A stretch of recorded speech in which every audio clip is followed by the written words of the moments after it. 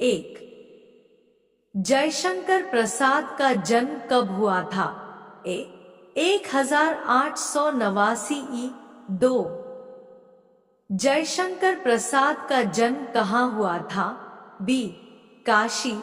3, जयशंकर प्रसाद ने कहाँ से शिक्षा ग्रहण की? ए, काशी के प्रसिद्ध क्वींस कॉलेज से। 4, जयशंकर प्रसाद ने किस कक्षा तक शिक्षा ग्रहण की? बी, 8वीं तक। 5, जयशंकर प्रसाद ने घर पर किन भाषाओं का अध्ययन किया? डी, ये सभी।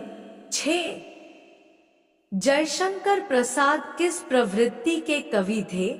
सी, छायावादी प्रवृत्ति। 7, जयशंकर प्रसाद की प्रमुख काव्य कृतियां कौन सी हैं? डी, इनमें से सभी। 8, किस रचना के लिए जयशंकर प्रसाद को मंगला प्रसाद पारितोषिक पुरस्कार दिया गया?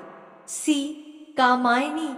9, जयशंकर प्रसाद द्वारा रचित नाटक इनमें से कौन से हैं? डी, इनमें से सभी। 10, जयशंकर प्रसाद का उपन्यास कौन सा है? डी, इनमें से सभी। 11, जयशंकर प्रसाद की इनमें से कौन सी कहानी संग्रह है? डी, इनमें से सभी। 12, जयशंकर प्रसाद की मृत्यु कब हुई थी? बी, 1937 ई। 13, पहली बार किस पत्रिका में आत्मकथ्य का प्रकाशन हुआ था? ए, हंस। 1932। 14, हंस पत्रिका के संपादक कौन थे? सी, प्रेमचंद। 15 कवि की मौन व्यथा हृदय में क्या कर रही है? सी, किसी भूचाल की प्रतीक्षा कर रही है। 16, कवि जयशंकर प्रसाद अपनी आत्मकथा न लिखने का मूल कारण क्या मानते हैं? ए, जगहंसाई। 17, प्रथम पद में मन की तुलना किससे की गई है? ए, भौरों से। 18, कवि अपने जीवन को किसके समान मुरझाया हुआ बताता है? बी, झड़ती पत्तियों के समान। 19, किसके नीचे हर पल अनगिनत जीवन का इतिहास बन और बिगड़ रहा है? सी, अंतहीन नीले आकाश के नीचे। 20, कवि के जीवन में किसकी अनुपस्थिति है? डी, सुख तथा प्रसन्नता की। 21, कवि का जीवन किसके समान एक छलावा है? सी, स्वप्न के समान। 22, कवि ने अपनी प्रेयसी के गालों की तुलना किससे की है? ए, भोर की लालिमा से। 23, अंत में कवि ने अपनी व्यथा को कैसे बताया है? बी, मौन से।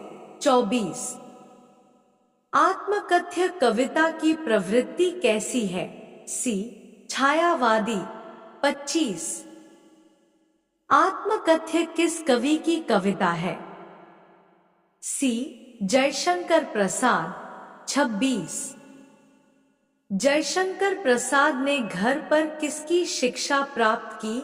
बी, संस्कृत, हिंदी, फारसी।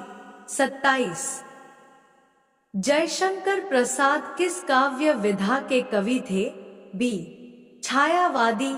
28, जयशंकर प्रसाद की गहरी रुचि किसमें थी? सी, इतिहास और दर्शन। 29, जयशंकर प्रसाद की प्रमुख कहानी संग्रह है?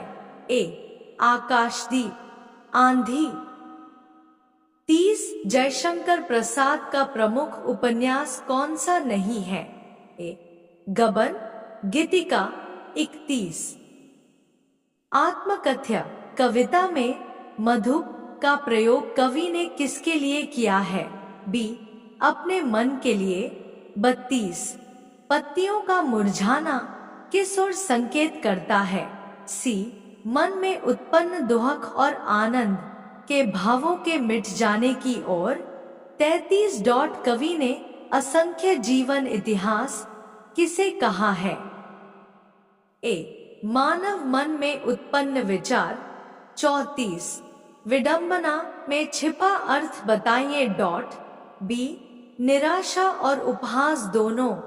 35, सीवन को उधेड़ने का अर्थ क्या है? सी, मन में छिपी पुरानी बातों को फिर से याद करना।